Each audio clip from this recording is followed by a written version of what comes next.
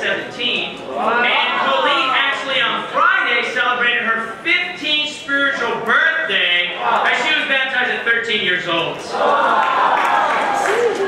I love teens. It was not a ministry that I thought I would ever lead. I didn't actually lead I never led the teens before until I led the teens movement. So it kind of happened fast. And I love teens so much. The teen ministry is by far the hardest ministry to be a disciple. Because you're surrounded by fierce peer pressure for 8 hours a day. But I do believe that it can be the easiest ministry to lead because it's a blank slate.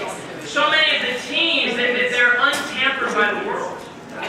The difference between a college student and a teen is that a college student has been warped by the world. That young girl at one point ended up getting raped at a party.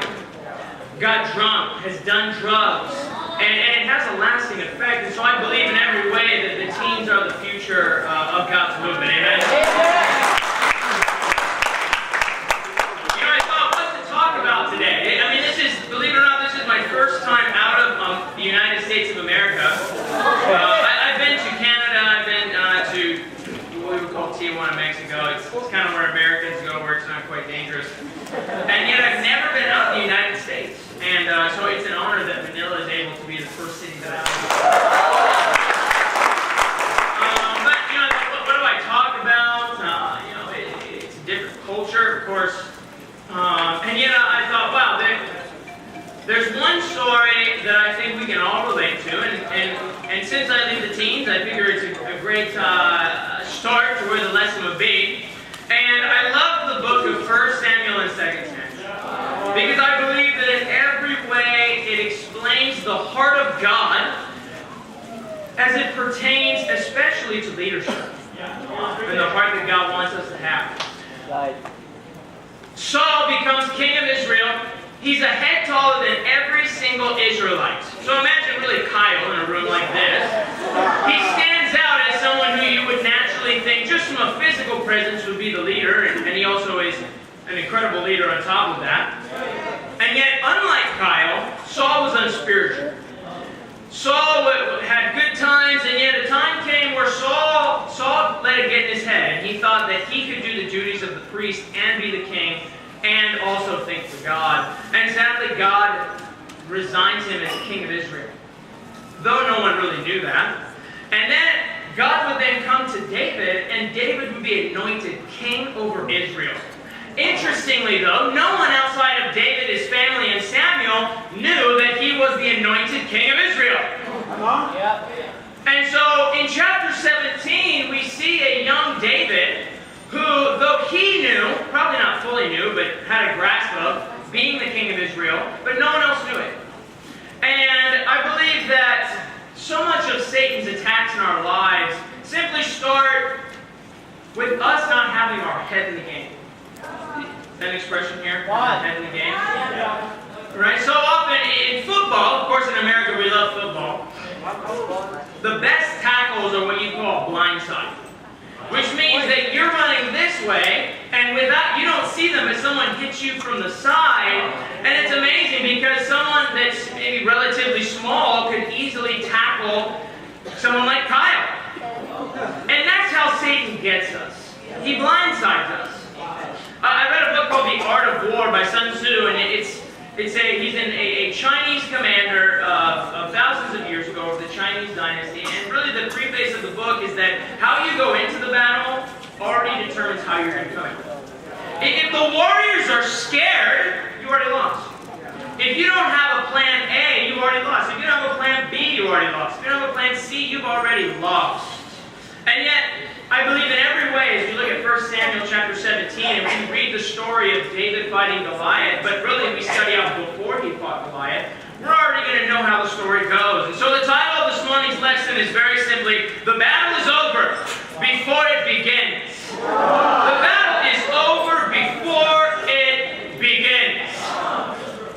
See, how you started your day already has an influence on how you'll finish it. This is why we want to have a quiet time in the morning. Why? Because we want to start our day on the right note. Wow. In 1 Samuel chapter 17, we have 3 points today. We're going to start in verse 1. It says, now the Philistines gathered their forces for war and assembled at Soko in Judah. They pitched their tents at Ephes-Dammim between Soko and Azekah. Saul and the Israelites assembled and camped in the valley of Elah and drew up their battle line to meet the Philistines. The Philistines occupied one hill and the Israelites the other. Another, with the valley between them, a champion named Goliath, who was from Gath, came out to the Philistine camp. He was over 9 feet tall. He had a bronze helmet on his head and wore a coat of scaled armor of bronze weighing 5,000 shekels. On his legs he wore bronze greaves, and a bronze javelin was slung on his back. His spear shaft was like a weaver's rod, and its iron point weighed 600 shekels. His shield bearer went ahead of him. Goliath stood and shouted to the ranks of Israel, why do you come out and line up for battle? Am I not a Philistine? Are you not the servants of Saul? Choose a man and have him come down to me. If he is able to fight and kill me, we will become your subjects. But if I overcome him and kill him, you will become our subjects to us and serve us. Then the Philistine said, this day I defy the ranks of Israel. Give me a man and let us fight each other. On hearing the Philistines' words, Saul and all the other Israelites were dismayed and terrified. Now David was the son of an Ephrathite named Jesse, who was from Bethlehem in Judah. Jesse had 8 sons, and in Saul's time he was old and well advanced in years. Jesse's 3 oldest sons had followed Saul to the war. His first son Eliab, the second Abinadab, and the third Shammah. David was the youngest. The 3 oldest followed Saul, but David went back and forth from Saul to tend his father's sheep at Bethlehem. For 40 days the Philistine came forward every morning and evening and took his stand.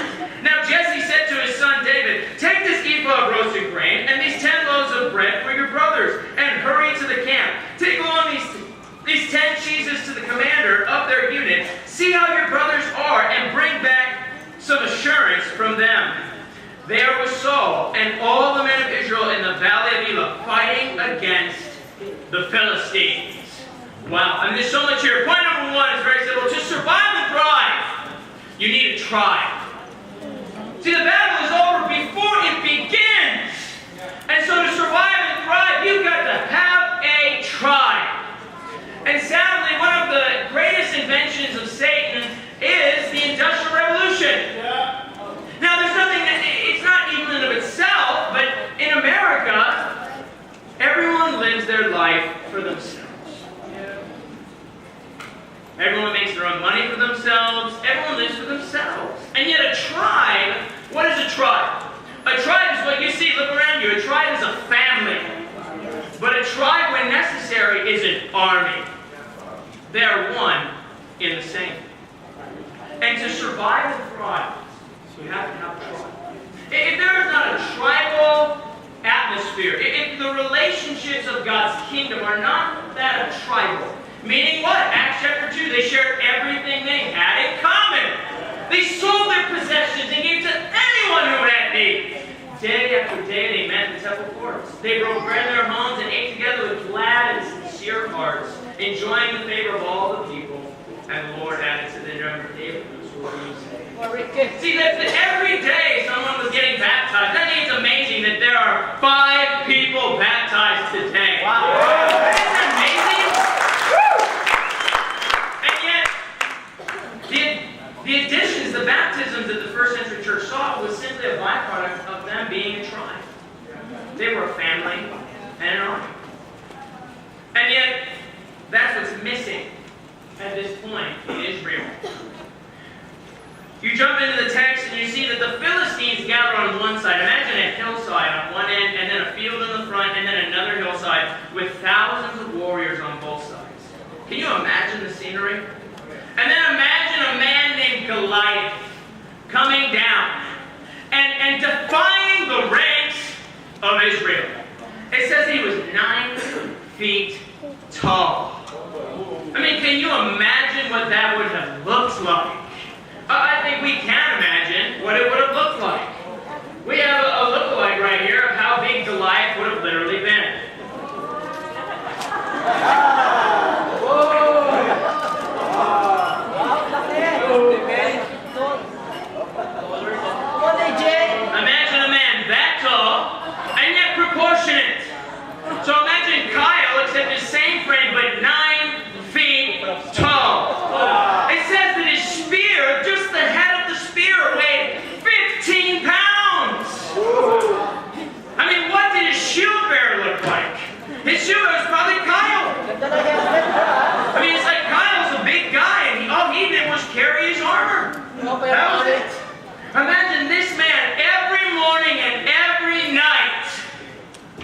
defying the ranks of Israel.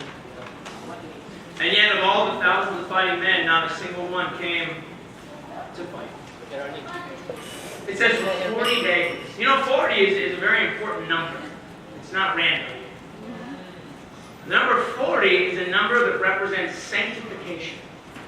Moses was on the mountain for 40 days. The people of Israel wandered in the desert for 40 years. Jesus fasted in the desert for 40 days. Jesus preached about the kingdom of God after his resurrection for 40 days.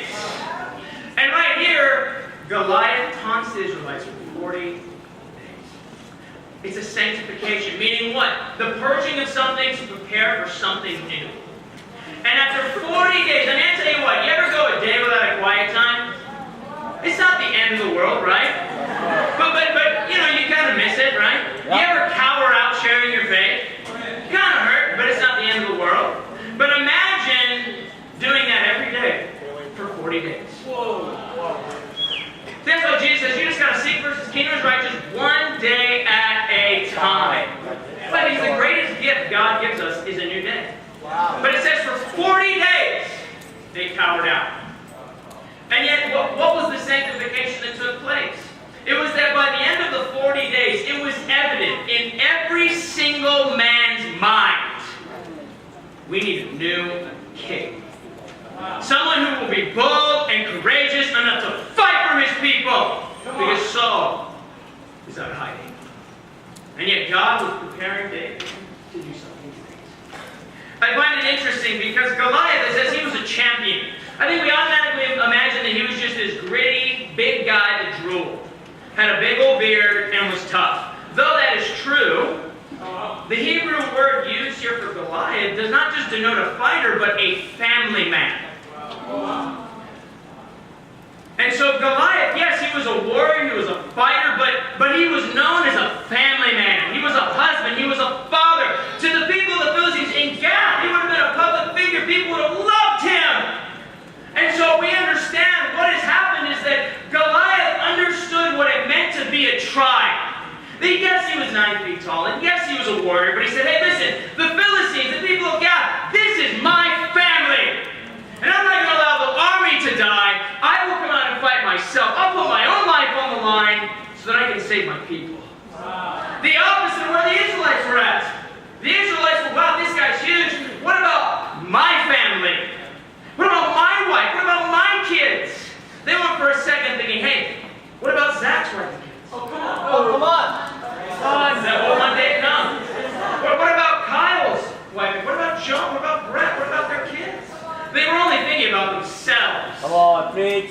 And yet, interestingly, every single one of them had cowered out. Come on. Come on. But what we find interesting is that one man was willing to stand up for the honor of his own people. And all it took was one man to stand up for the people of God. And yet, I think as we go forward, we find something else quite extraordinary. We then jump into David. It says he's the youngest son. It says that his father Jesse had sent his 3 oldest sons off to war with Saul. And yet, here he is. Not only did Jesse send his sons, but he supported his sons. See, I think oftentimes we can go and think, hey, let's send them, and hey, they need to take care of them now. No, Jesse sent his sons, and then he fed them. But not only that, but it says something quite amazing. It says that he gives him an additional 10 cheeses. Now, cheeses is a delicacy of his time. And yet, he gave David 10 different cheeses to give to who? The commanders. Saul. Now, Jesse was quite aware that they were at the valley of Elah, and that all the Israelites were cowering out. He was aware that Saul was not leading the people, yet he did not hold back from showing him the respect and dignity as the leader of the people of God. And I think oftentimes we look at a leader, we look at some of our lives, and we go, wow, they're making mistakes. And then all of a sudden we begin to lose respect, or we begin to pull our heart back, or even we look at our brothers and our sisters, and we see flaws, and we're not willing to send our own bread to take care of them. Amen. We're not willing to give the choice cheese and evidence of just respect. I appreciate what you're doing. I know for me, it's such a privilege to be here because I remember fundraising to plant this church. Oh, wow.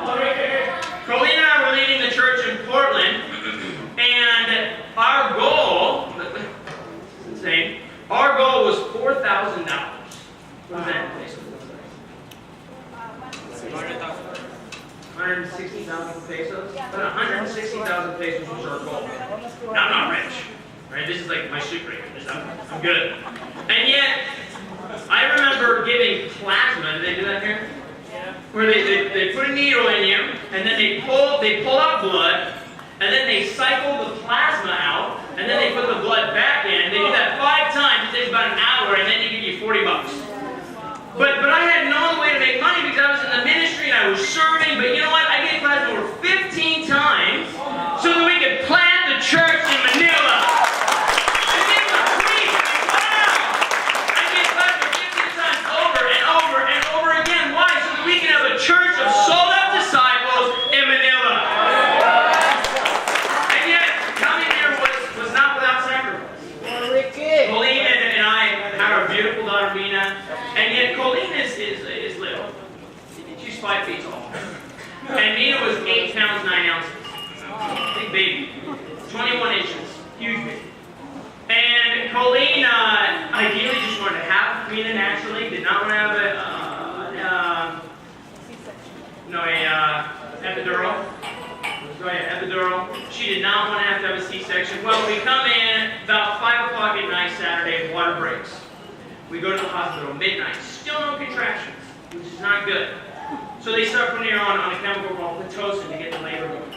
6 a.m. it starts. Now you understand something, the average on the pain scale, the average person can handle max about 45. And yet, labor is 55 to 60 on the pain scale. It's the love of a mother that can endure through unimaginable pain. And yet, 6 a.m. it starts, 6 a.m. to noon, just fierce contractions. And noon, they check her, she's only 3 centimeters dilated. You gotta be 10 centimeters just to start pushing. Not only that, but Mina is -1, which means that she's not come down yet. And so Colleen, she can't handle it. She goes, I need an epidural, I can't do this. So they give her the epidural. And then from noon to 7 p.m., she went from 3 centimeters to 5 centimeters.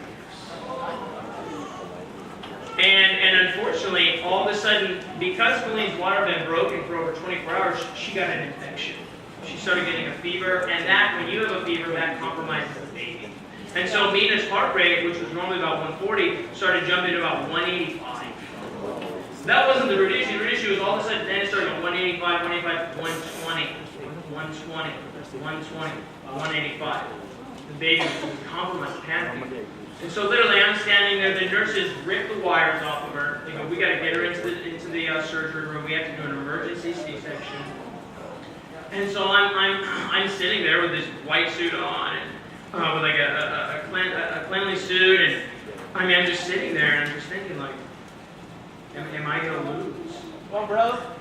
Or my 200 years ago, women and children died all the time during birth. It's an intense thing. And I'm thinking, wow, man, am I going to lose one of these 2 people? And I go in, and they pull out Mina. 10 minutes later, they go, oh, she's coming out. Terrible timing. I look up, just her head's out. They're like yanking her out. She's dark purple.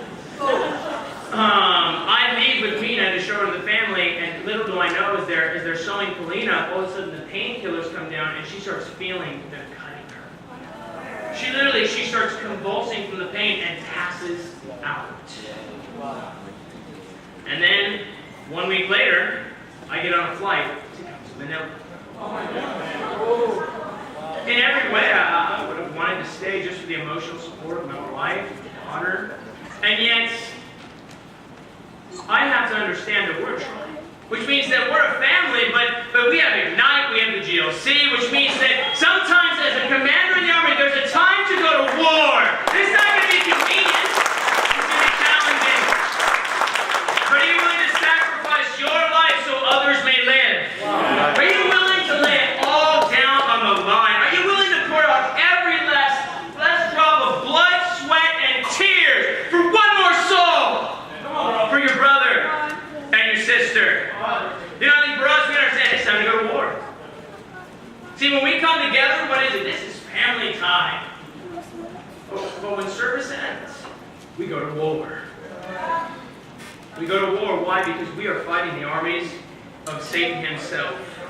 Why? Because Manila needs the kingdom of God. The people of Metro Manila need to know God. But do you believe that? Yeah. See, but not only that, but I'm excited even to hear about that you guys will be planting a church in Cebu. The people of Cebu, they need God. But do you believe that? Yeah. The people of Davao, they need God. But do you believe that? The people of Singapore, they need God. But do you believe that? See, when you believe that, guess what? You're going to be willing to go when everyone else is afraid. You go, no one else will. I'll fight Goliath. Come on. I'll put my life on the line so others may live. If I need to give my every last peso to be able to plant a church in Cebu, then I will do what it takes. This is my family. You cannot let one day of Goliath turn into 2, 3, 4 days. You have to continue to inspire the churches around us. Believe it or not, you guys are the inspiration to the world. I mean, planted less than 2 years ago. And how many people are on the mission team? 9, about 15 people now. The churches, I mean, look around you guys. Look around you. And yet, there has to be a protecting of the integrity of what it means to be a tribe. Which means that we're a family, we're an army. And guess what? When someone compromises the family, we go to war with them. Yeah. Why? Because in a spiritual way, Jesus had Judas in his midst. See, we have to understand that this is our family. And it's worth fighting for. See, but you're not going to fight for something that you don't believe in.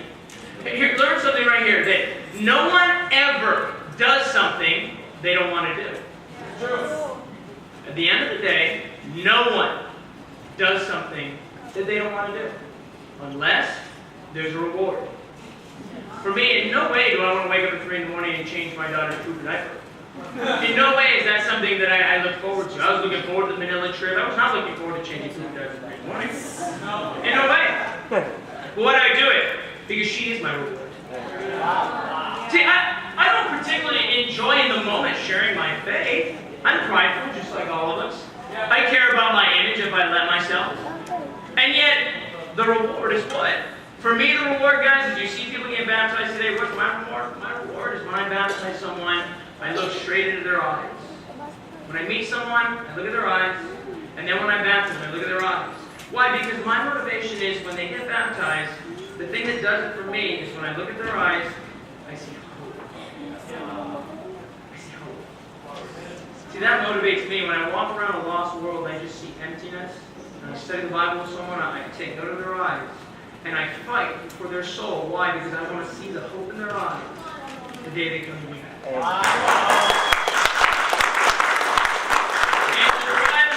You need to try. But point number 2, verse 20, the bigger the risk, the bigger the reward. So you got to have a motivation. I put before you that David was motivated, yes, to glorify God, but not just by that. Verse 20. Early in the morning, David left the flock with a shepherd loaded up and set out, as Jesse had directed. He reached the camp of the army as the army was going out to its battle position, shouting the war cry. So they acted tough, but they were not. Israel and the Philistines were drawing up their lines, facing each other. David left his things with the others. David left his things with the keeper of supplies, ran to the battle lines, and greeted his brothers. As he was talking with them, Goliath, the Philistine champion from Gath, stepped out from his lines and shouted his usual defiance. And David heard it. When the Israelites saw the man, they all ran from him with great fear. Now the Israelites had been saying, "Do you see how this man keeps coming out? He comes out to defy Israel. The king will give great wealth to the man who kills him. He will also give him his daughter in marriage and will exempt his father's family from taxes in Israel." David asked the men standing near him, "What will be done for the man who kills the Philistine and removes this disgrace from Israel? Who is this uncircumcised Philistine that he should defy the armies of the living gods?"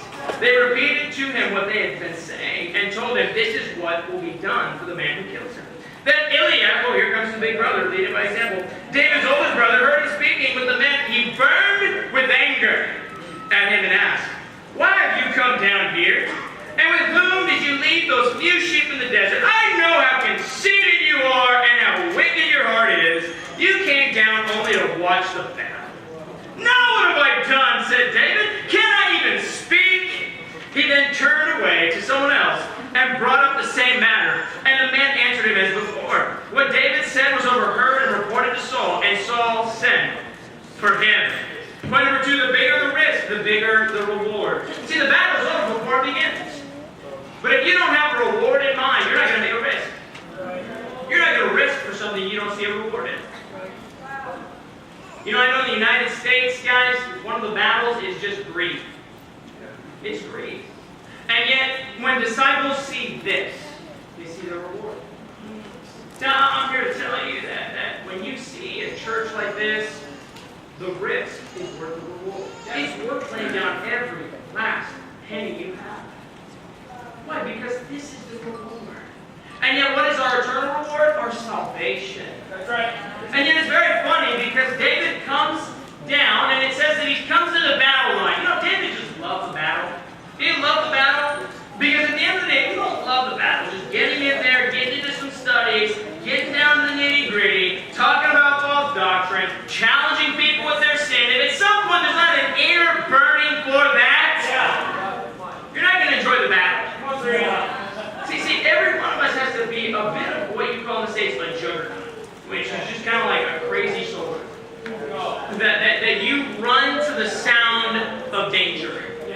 But man, this guy, I don't think he's just prideful. I don't think he's going to see the truth. I'll make him see the truth. Come on. Put me in a room with that man, and he'll leave in tears, or he'll leave decided to be baptized. You gotta love the battle. Even with each other, I think I've noticed it for myself. You know, we can have an internal battle in which we're going to have conflict. Every relationship is only as strong as the conflict that is endured.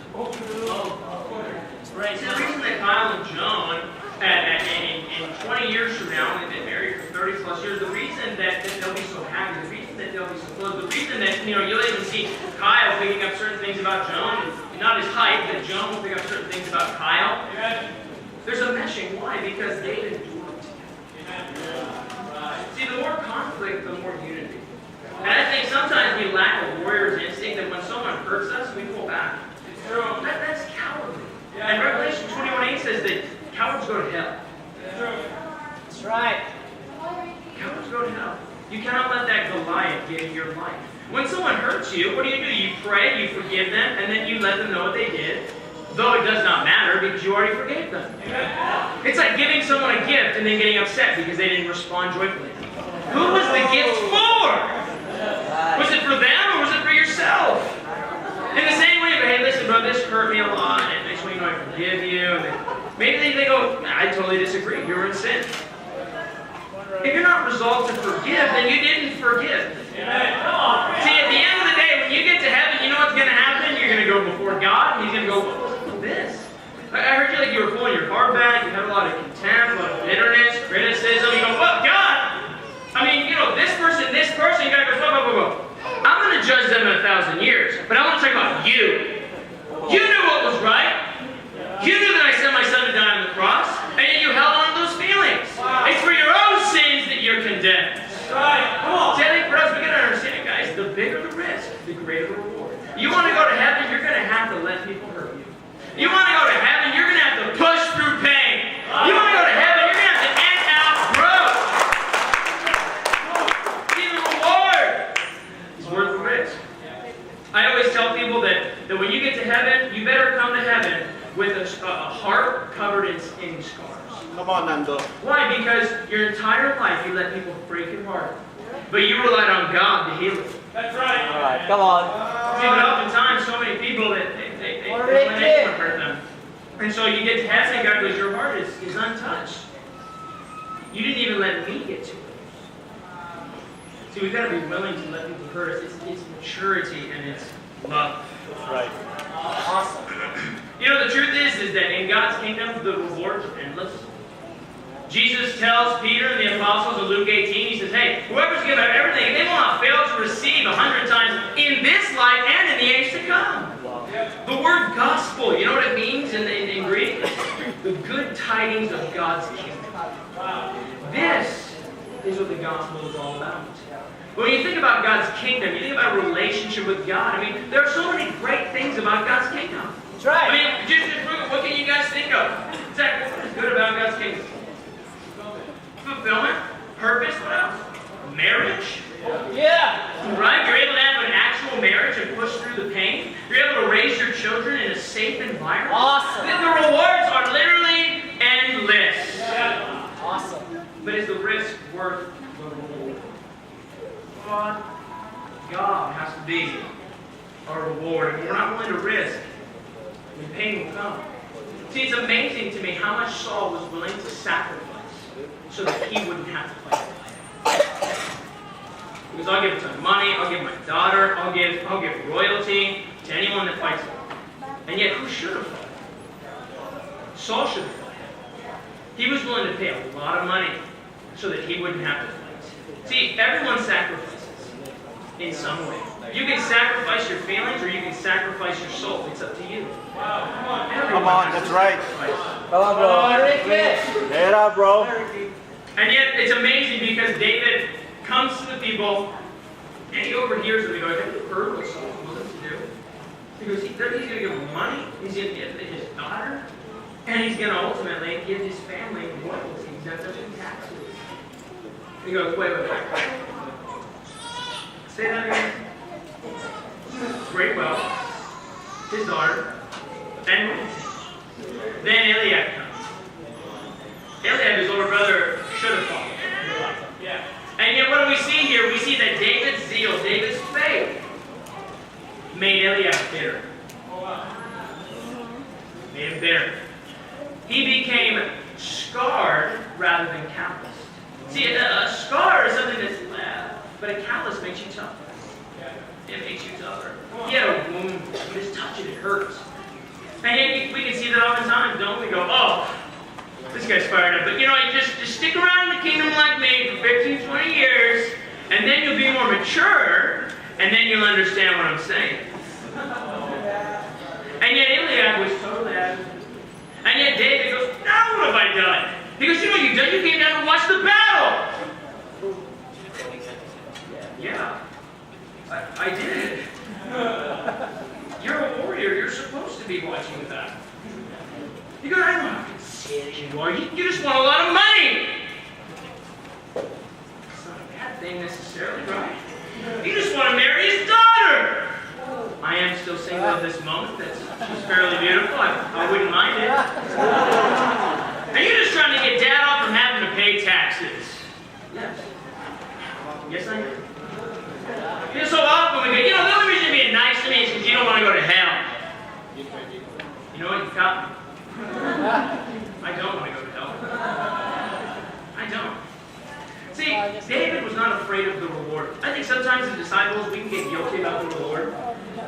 We can guilt ourselves out about the gospel, about the good things about God. You know, at the end of the day, I think when you're a single brother, single sister, you know, at the end of the day, you know what gets you married? Craving for the Lord, saving souls, growing in your own relationship with God. You know, it's not a bad motivation to want to get married one day. It's not a bad motivation to want to be fruitful so you can lead a Bible talk, as long as it's not so that your image can be seen, but so that you can serve in God's kingdom. But David was not afraid of the reward, and therefore he was willing to make the risk.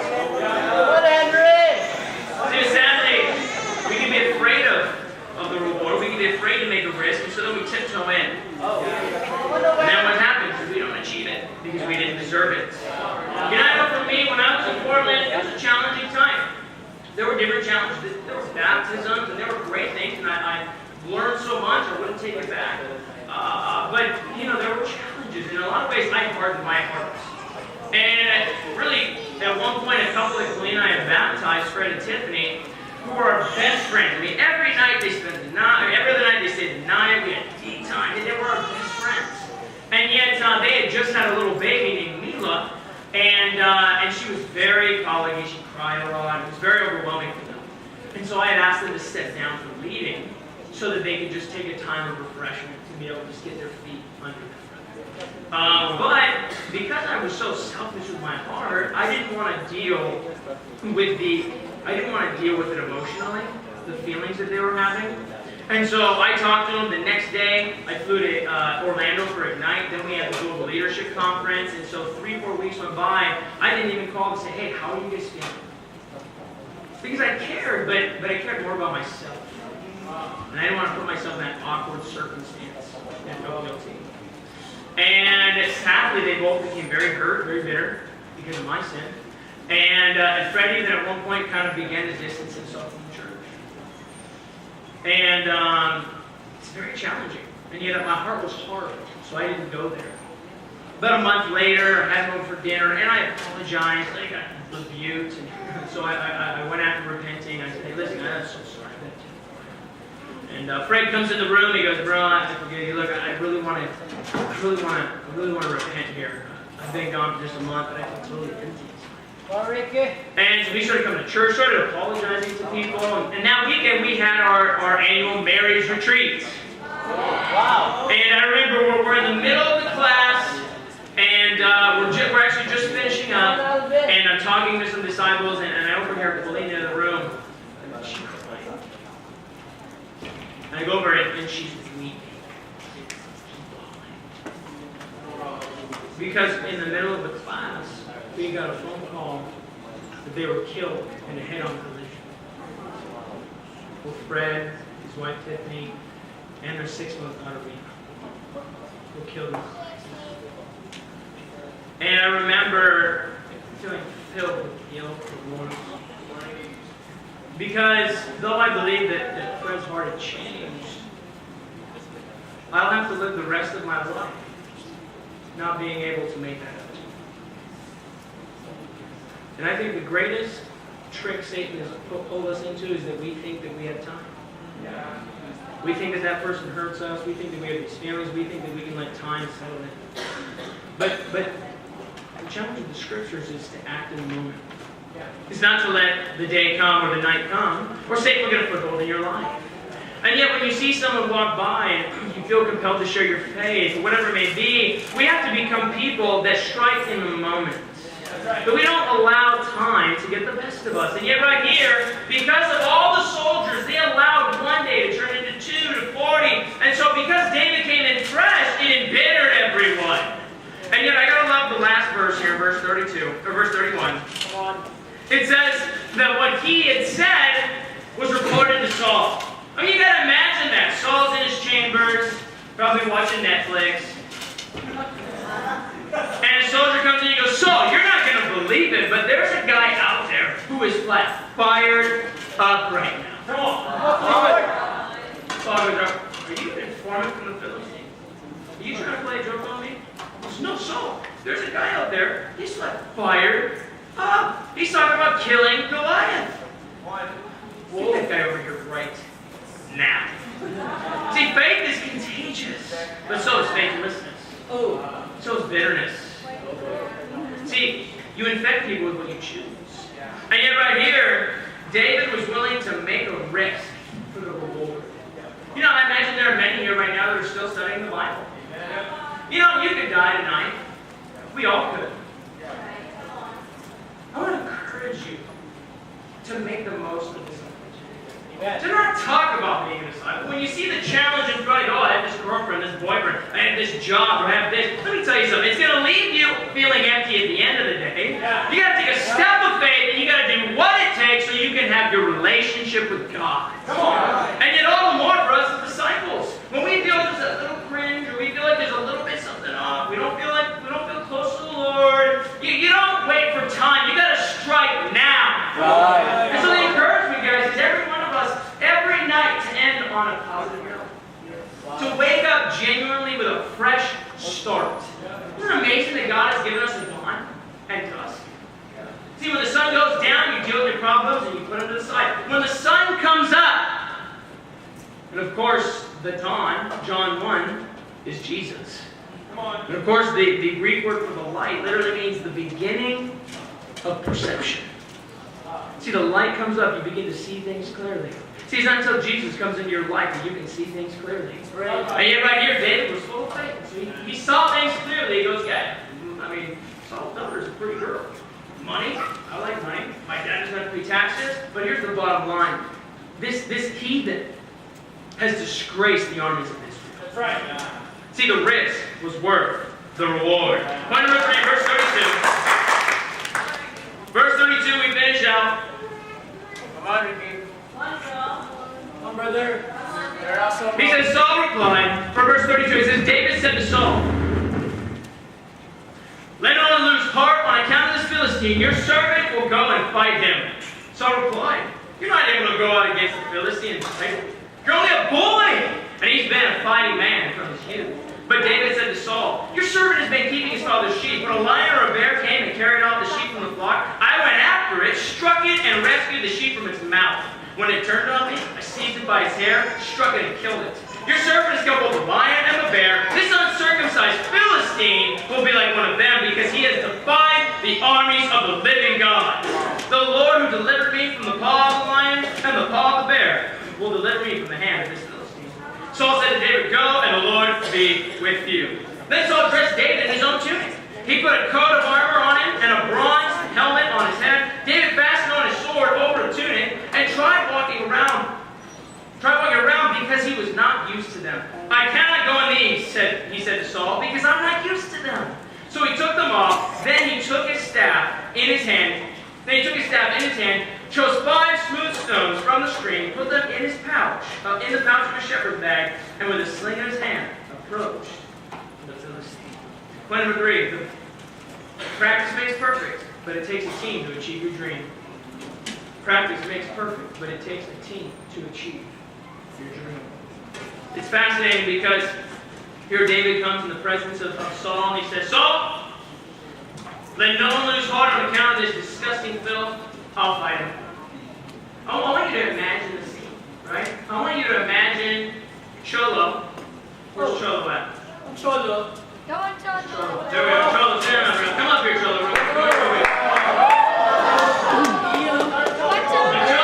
on, Cholo's right here. I want you to imagine, right here. I want you to imagine Cholo and Kyle. He's there right next to him. I want you to imagine Cholo and Kyle. And I want you to imagine Cholo comes up to Kyle and goes, Kyle. I know we haven't started the good news sharing yet, but I've got some good news. Don't let anyone get discouraged. You look a little discouraged, so. You look a little discouraged right now, but you don't need to be, because guess what? It's all. And Saul says, you're only a boy. See, David in every way was a team. Why? Because 20 you were a fighting man. And so in every way, just like Cholo, David was 15, maybe 16 years old, but his faith was so contagious, so affirmative, that David was able to convince Saul to let him fight against Goliath. He didn't go crazy. Cholo, you grab this thing. Cholo. See, guys, God doesn't look at physics. He looks at the spiritual. You can be the most talented person in the world, but if you are not close to the Lord, That's right. He can't use you. That's true. See, David's faith was contagious. And he did not allow Saul's immediate opposition to deter him. He goes, so look down. I'll fight you. Keep down. I'm your boy. He goes, no disrespect, but at this point, here's my thing. Point to me. And Saul goes, fair enough. But then what's interesting is what happens next. It says that Saul gives him his armor. Now that's an honor. I mean, here's the king gives you his personal armor and his personal strength. And yet, we have to see through the duplicity of Saul's thinking. In every way, Saul was simply just trying to prolong the inevitable. See, Saul cast his fears and his faithlessness upon David. He goes, listen, if you got any shot, you're going to have to do it this way. You're going to have to wear my armor. You're going to have to use my sword. And in his mind, he goes, listen, well, let's just prolong the inevitable, and maybe he gets lucky and he kills him. And yet David, because he was faithful, was comfortable fighting Goliath as himself. He goes, I cannot fight me because it's not who I am. I did not kill the bear, I did not kill the lion with this. I killed his shepherd. So he takes them off, it says he has a staff, he has a sling, and he takes, we know he's not arrogant because he got 5 stones. See, some people have a plan A, B. That's arrogant. David had a plan A, B, C, D, and E. Awesome. And it says that David, with his sling in his hand, he approached Goliath as God had made him.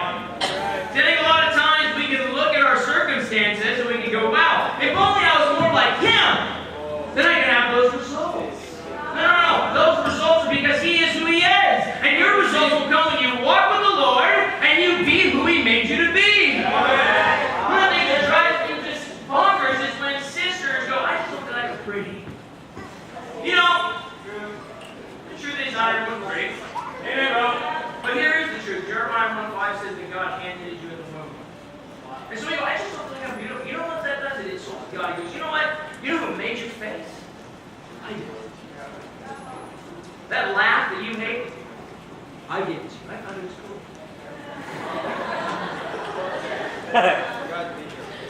It's true. See, you are who you are. Now, you may need to refine who you are. Right? At the end of the day, God did not design brothers to come in with a t-shirt and shorts or with messy hair. You put a suit on, you automatically look like the best version of yourself. Zach can attest to that. And yet, David understood that the only way he could kill Goliath is by being who he was. And yet, who are you? What makes you unique? What makes you valuable in this room? You. You are what's valuable. But you've got to learn how to be the best version of yourself. You know, I think my favorite example of this has to be a big brother, Kyle and Joan are home. Kyle came when I moved to LA, and Kyle came to LA, and we were together in Orange County for a year. And he was able to get a hold of me at my most derelict of time. Oh, me today is not me then, right? I was a mess. And yet I remember Kyle sat me down, and he goes, what do you want to do with your life? Oh. And I go, I don't know. I think, ministry would be pretty awesome. He goes, well, I don't know if you can do it. But what I do know is that the only shot you have is if you give it everything you have. And I determined that very moment that I would invest every last ounce of energy, every last drop of sweat, blood, and tears into going into ministry.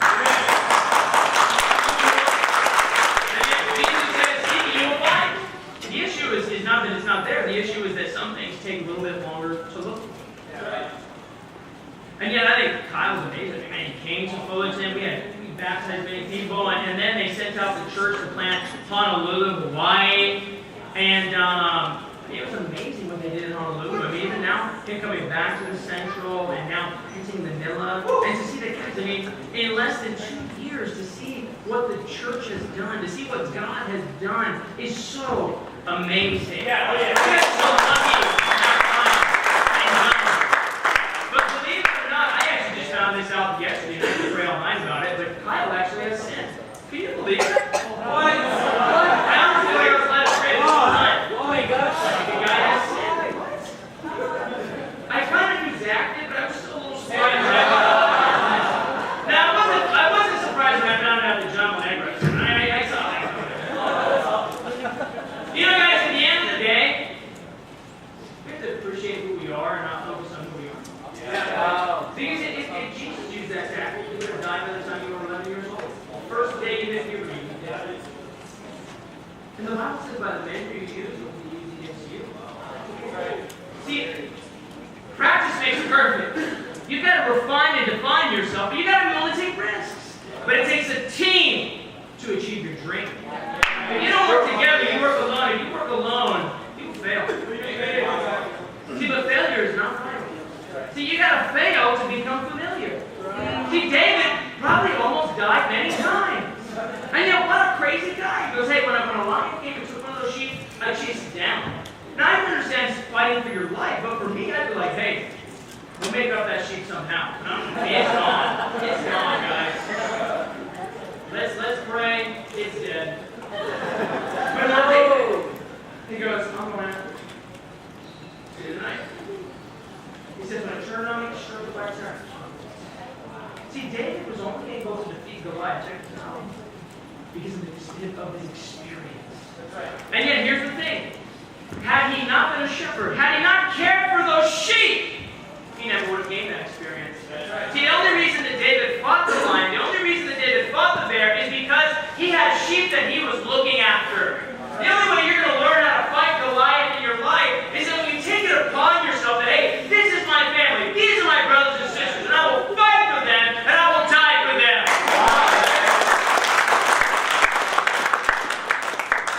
You are exactly what God made you.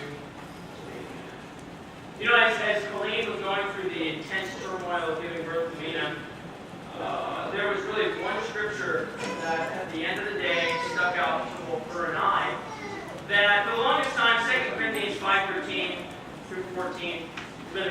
pictures of my Christ-loving convinced of one life on their world. God brought those that should know live themselves. Right? Yeah. But that's what I live my life by. But after having Ian come and what Colleen went through, Psalm 147 has been a lifelong lesson from God. Verse 10 says, His pleasure is not in the strength of the horse, nor his delight in the legs of the warrior. The Lord delights in those who fear him, who put their hope in his unfailing love. Wow. You're a warrior because you fight. Come on. You're a warrior because your strength comes from God. Wow. There's always someone that's stronger. There's always someone that's a little bit better. But this is a faith, which means that what? You are not where you are because of anything special, but because of your Lord. You know why my Kyle was world secretary in the background?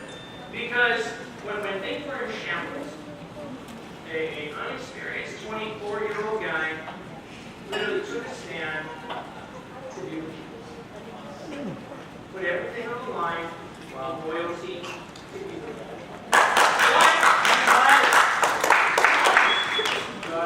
It's because of loyalty and love that you know when Zach and Ariel are leading, maybe Singapore, who knows? When he's overseeing a church of 10,000, you know why it will be? It is not because he's smarter than the rest.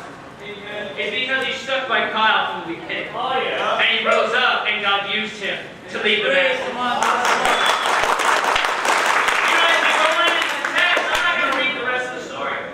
We're not going to read what happened. You know why? Because the battle was over before you. You don't need to read the story to know how it ends. Why? Because we already know the survival drive. You need to try it. David understood this is my family, so I got to be a soldier. The bigger the risk, the bigger the reward. And ultimately, practice makes perfect, but it makes a team to achieve your dream. Wow. So you know, David comes out, and he doesn't defeat Goliath by the way they thought he would. He takes a stone, he shoots him in the head, knocks him down, doesn't even kill him. Knocks him down, takes Goliath's own sword, and what happens when that happens? When after Goliath's head comes off? The Israelites are filled with faith, and they charge him. Right. All it takes is one man to go on the fight. And yet for us guys, yes, the battle is over before it begins, but I'd like us to finish in the end. Revelation chapter 12, Revelation 12, 1, verse 8, verse 7. It says, And there was war in heaven. Michael and his angels fought against the dragon, and the dragon and his angels fought back, but he was not strong enough, and they lost their place in heaven. The great dragon was hurled down, that ancient serpent called the devil, or Satan, who leads the whole world astray. He was hurled to the earth, and his angels with him. Then I heard a loud voice say in heaven, Now have come the salvation and the power and the kingdom of our God and the authority of his Christ. For the accuser of our brothers, who accuses them before our God day and night, has been hurled down. They overcame him by the blood of the Lamb and the word of their testimony. They did not love their lives so much as to shrink from death. Therefore rejoice, you heavens, and you who dwell in them. Woe to you on the earth and the sea, because the devil has gone down to you. He is filled with fury, because he knows that his time is short. We overcame Satan by the blood of the Lamb, which is what? Jesus died on the cross. Yes, great number. The battle is over because Jesus died on the cross. And yet, what does it take to overcome now? The word of our testimony. What does that mean? It means it's just got to mean something. That's it. It's just got to mean something to you. Christ love needs to compel you. You don't feel like sharing your faith? That's okay. Jesus died on the cross. That'll motivate you right there. And for me, if I leave with one thing, it's this. There are 5 words that got me by my entire life. There are 5 words that help me to push through the pain of being in ministry or with Fred Tiffany died or whatever it may be. 5 words. Jesus died on the cross. No matter what you're going through, no matter who hurts you, no matter what the circumstance is, if you can just stop and humbly enough say to yourself, wow, Jesus died on the cross. You go, bro, you look tired. You know who was exhausted? Who? Jesus, when he was tortured to death for your sin. So how about you wake up a little bit? Come on. When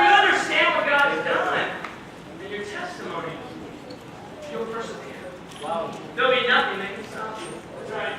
Not even Satan if you stand toe to toe with him. All you can do is distract you. See, we cannot allow the enemies of our God to mock the Almighty God. See, if I